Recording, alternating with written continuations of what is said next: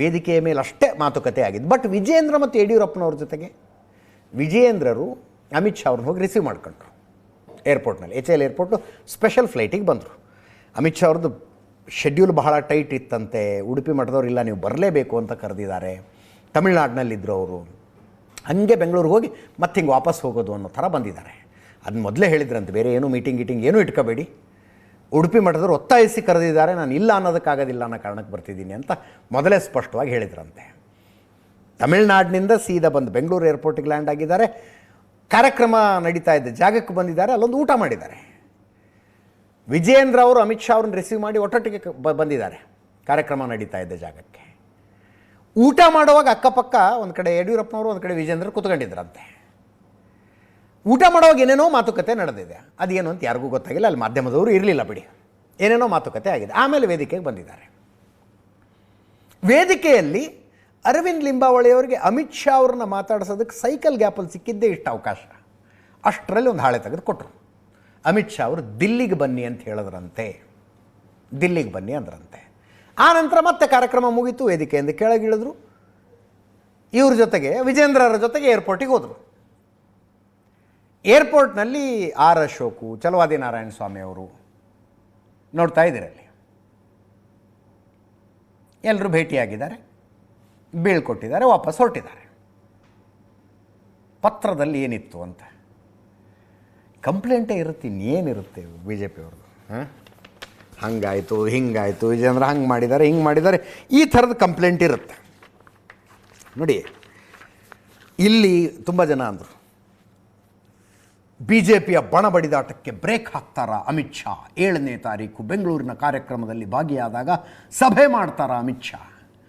ಈ ಬಣ ಬಡಿದಾಟಕ್ಕೆ ಬ್ರೇಕ್ ಹಾಕೋದಾದ್ರೆ ಬೆಂಗಳೂರಿಗೆ ಬರಬೇಕಾ? ಈ ಬಣ ಬಡಿದಾಟ ನಿಲ್ಲಿಸುವುದಕ್ಕೆ 1-1.5-2 ತಾಸು ಅವರು ಅಪ್ಲಿಕೇಶನ್ ಆಫ್ ಮೈಂಡ್ ಮಾಡಿದ್ರೆ ಸಾಕು. ಒಂದು ನಿರ್ಧಾರ ತಗೊಂಡು ಇನ್ನು ಮುಂದೆ ಹೀಗೆ ಇಷ್ಟ ಇದ್ದವ್ರು ಇರಬಹುದು, ಇಲ್ಲದೆ ಇದ್ದವ್ರು ಹೋಗಬಹುದು ಅಂತ ಹೇಳ್ಬೋದು ಅವರು. But they are not doing it. ಕೆಲವರು ಹೇಳೋದು, ಸ್ಪೆಷಲಿ ನಮ್ಮ ಪ್ರಶಾಂತ್ ನಾಥ್ನೇ ಹೇಳೋದು, ಕಾಂಗ್ರೆಸ್ಸಲ್ಲಿ ಏನಾಗುತ್ತೆ ಅಂತ ವೇಟ್ ಮಾಡ್ತಿದ್ದಾರೆ ಅವರು ಅಂತ. ಸಿದ್ದರಾಮಯ್ಯನವರು, DK ಶಿವಕುಮಾರ್ ಈ ತಿಕ್ಕಾಟ ಎಲ್ಲಿಗೆ ಹೋಗುತ್ತೆ ಅಂತ ವೇಟ್ ಮಾಡ್ತಾ ಇದ್ದಾರೆ. ಅದನ್ನು ನೋಡ್ಕೊಂಡು ಇದ್ರ ಬಗ್ಗೆ ಒಂದು ಡಿಸಿಷನ್ ತಗೊಳ್ಳೋ ಉದ್ದೇಶ ಇದ್ದಂಗಿದೆ.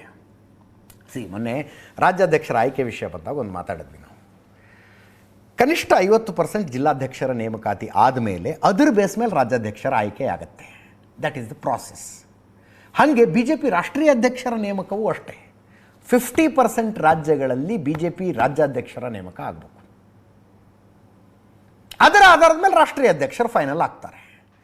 ಆ 50% ನೇಮಕ ಫೈನಲ್ ಆಗೋದಿತ್ತಲ್ಲ, ಆ ಲಿಸ್ಟ್ನಲ್ಲಿ ಕರ್ನಾಟಕದ ರಾಜ್ಯಾಧ್ಯಕ್ಷರ ಆಯ್ಕೆಯೂ ಇತ್ತು. ಈಗಿಲ್ಲ. ಅಂದರೆ ಕರ್ನಾಟಕವೂ ಸೇರಿದಂತೆ 50% ರಾಜ್ಯಗಳ ರಾಜ್ಯಾಧ್ಯಕ್ಷರು ಯಾರು ಅನ್ನೋದನ್ನು ಫೈನಲ್ ಮಾಡಿ ಅದರ ಆಧಾರದ ಮೇಲೆ ರಾಷ್ಟ್ರಾಧ್ಯಕ್ಷರ ನೇಮಕ ಆಗಬೇಕಾಗಿತ್ತು. ಈಗ ಆ ಲಿಸ್ಟಿಂದ ಕರ್ನಾಟಕ ಬಿಟ್ಟಿದ್ದಾರೆ. ಅದರ ಅರ್ಥ ಕರ್ನಾಟಕದ ಆಮೇಲೆ ನೋಡೋಣಂತೆ. ಆಡುಭಾಷೆಯಲ್ಲಿ ಹೇಳ್ತಾರಲ್ಲ, ಫೈಲ್ ಎತ್ತಿ ಪಕ್ಕಕ್ಕಿಡಿ ಆಮೇಲೆ ನೋಡೋಣಂತೆ ಅಂತ. ಹಂಗೆ ಕರ್ನಾಟಕದ ಫೈಲನ್ನು ಎತ್ತಿ ಪಕ್ಕಕ್ಕಿಟ್ಟಂಗೆ ಕಾಣಿಸ್ತಾ ಇದೆ ಇದು. ಅದರ ಅರ್ಥ ಸದ್ಯಕ್ಕೆ ಬಗೆಹರಿಯುವ ಸಾಧ್ಯತೆಗಳು ಇಲ್ಲ.